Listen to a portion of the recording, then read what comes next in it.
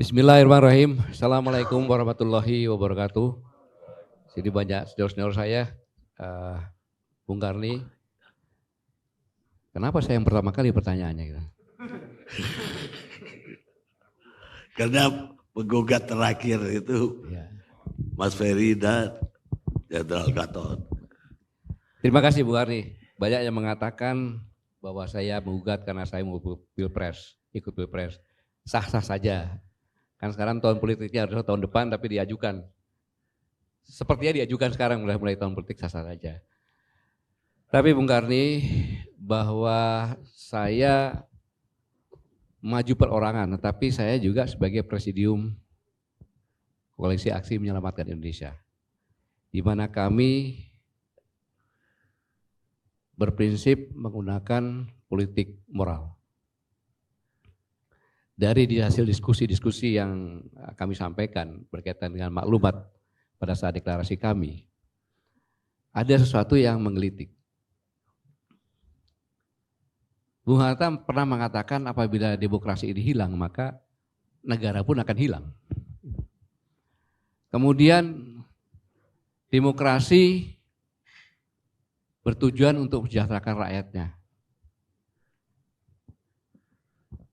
Tetapi berdasarkan penilaian yang ada, saya lihat catatan, katanya demokrasi mensejahterakan rakyatnya, tetapi pengangguran meningkat di usia produktif sekitar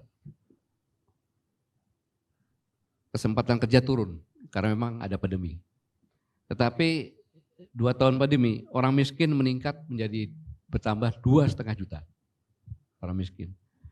Kemudian penduduk yang rentan miskin, beda-beda tipis tuh, sebentar lagi bisa jadi miskin. Itu ada 67%. Katanya demokrasi itu mensejahterakan rakyat, tapi kenyataannya demikian.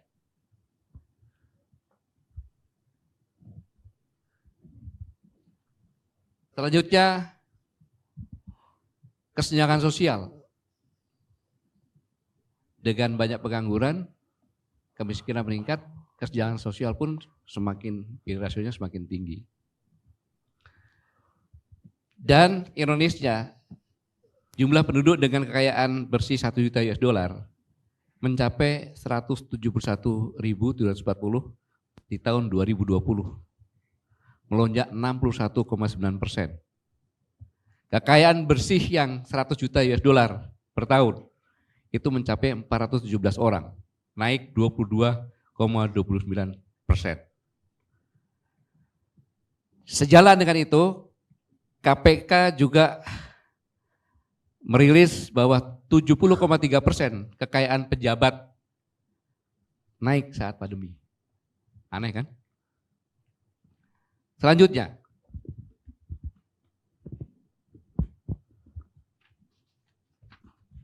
KPK juga menyampaikan bahwa 60% kasus korupsi dilakukan oleh eksekutif dan politisi. 60%. Sebenarnya survei juga mengatakan bahwa pendapatan rumah tangga mengalami penurunan 74,3%. Yang memiliki anak 75% lebih. Dari ini akumulasinya negara harus berhutang juga. Hutang negara BUMN dan BI mencapai 1.300 triliun. 80% dari PDB. Jadi demokrasi yang katanya mensejahterakan rakyat. 1.000 atau 10.000? 13.000. 13.000? Iya. BUMN dengan BI 13.000. Yang katanya demokrasi itu mensejahterakan rakyat, buktinya seperti ini. Yang kedua, demokrasi katanya memberikan kebebasan. Nilai kebebasan di Indonesia ini rapotnya merah. Katanya demokrasi mengangkat hak asasi manusia. Hak asasi manusia pun nilainya merah. Demokrasi membuat kebebasan internet, merah juga rapotnya. Dan cara berdemokrasinya pun merah. Hari ini kita mengadakan penelitian, mengapa ini terjadi? Seolah demokrasi ini sudah menyimpang. Kemudian dalam berpolitik ada ketidakadilan.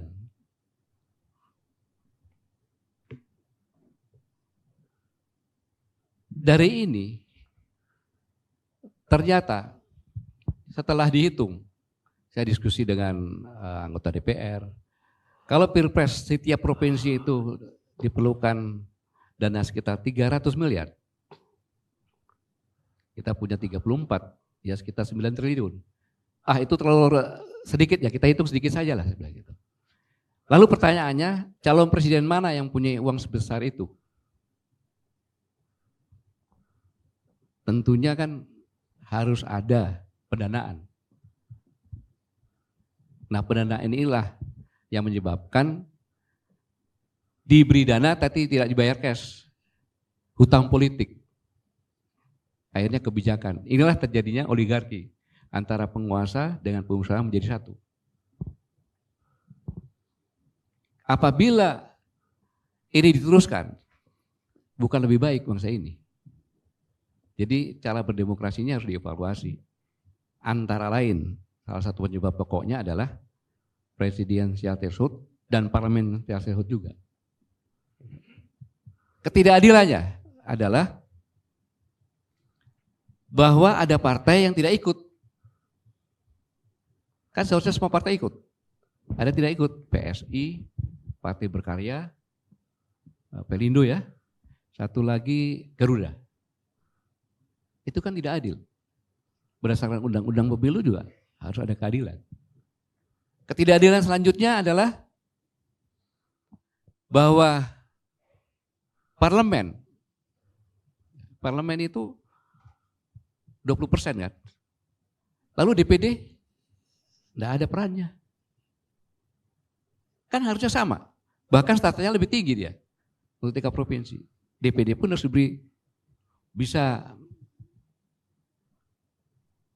mencalonkan presiden dengan ketentuan ya seperti DPR. Ini hanya DPR. Nah, dari akumulasi ini bisa saya buktikan betapa demokrasi ini benar-benar memprihatinkan. Dari yang paling sakral dulu, Mahkamah Konstitusi. Ini adalah akibat dari trias politika tidak berfungsi. Di mana DPR peran anggaran dan pengawasan pun sudah dicabut. Dan koalisi gemuk 82%. Fungsi pengawas nggak ada lagi. Masih bagus Ferry itu nggak direkol karena dia bukan anggota DPR. Selanjutnya, yudikatif dipilih oleh eksekutif dan legislatif. Dampaknya, buktinya adalah keputusan Mahkamah Konstitusi. Suatu hal yang sangat luar biasa, saya pikir moralitasnya bagaimana, bingung saya. Melegalkan, sudah dikatakan bahwa Undang-Undang Cipta Kerja Omnibus Law ini adalah melanggar Undang-Undang Dasar 1945. Jelas itu. Tapi masih berlaku 2 tahun. Bagaimana Mahkamah Konstitusi menyampaikan bahwa sudah melanggar tapi tetap bisa dilakukan selama 2 tahun. Jadi dia semau-maunya saja. DPR pun sama. Undang-undang RUU Ibu Kota. Yudikatifnya salah. Tetapi rapat membuat yang seperti salah, kemudian diberlakukan secara surut. Ini kan berarti semau-maunya kan. Dari eksekutif, lebih parah lagi.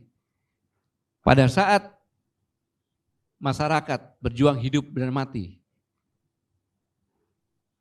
menghadapi COVID-19, kemudian berjuang mati-matian dalam kondisi ekonomi yang sulit sekali, bahkan ruang ekonominya pun dibatasi dengan PPKM.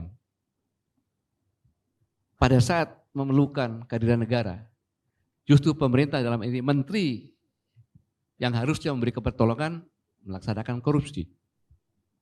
Yang harus diberikan kepada rakyat dikorupsi. Dan lebih parah lagi, bahwa penentuan harga PCR ini ditentukan dalam rapat terbatas kabinet. Berarti ada presiden di situ. Di mana mahal sekali dibandingkan dengan harga pokoknya. Masyarakat yang sakit, flu berkepanjangan, ingin ke rumah sakit, persyaratan harus pakai PCR dulu. Kalau sekarang 400 saja masih tinggi, apalagi pada saat itu. Negara tidak ada pada saat masyarakat sulit.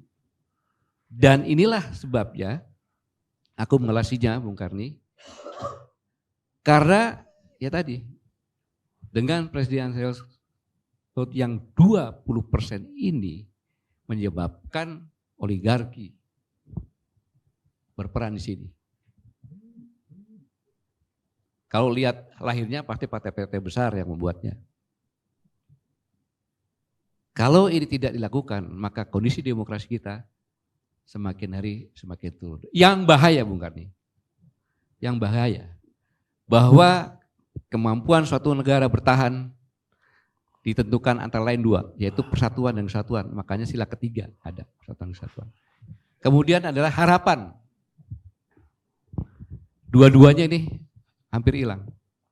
Bangsa ini sejak tahun 2019 terbelah menjadi dua.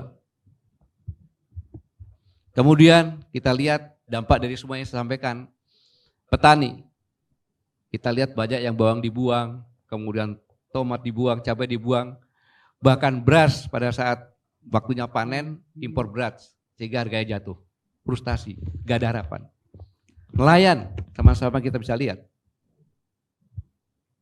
Solar sulit dan mahal, akhirnya mencari ikannya sulit.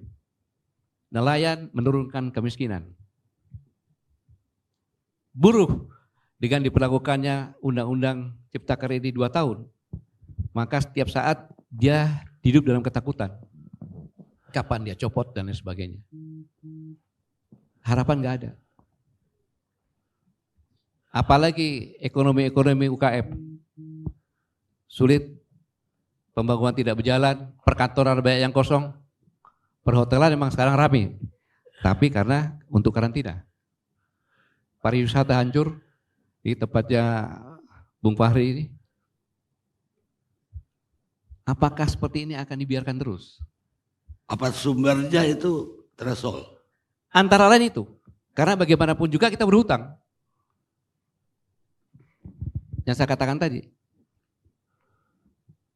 Kan terbukti sekarang ini. Kalau kita tidak merubah ini, sampai kapan? Kasihan anak cucu kita. Dicek sekarang yang lulusan universitas, yang keluar, berapa persen yang kerja? Kalau suatu warga negara penduduknya tidak punya harapan ke depan, ini bahaya. Ini sangat berbahaya. Dan yang terkenal adalah rakyat kecil. Itulah maka saya secara perorangan, tapi saya bagian dari kami yang tidak terlepaskan, saya mengajukan Gugatan. gugatan ke MK. Baik, Jenderal.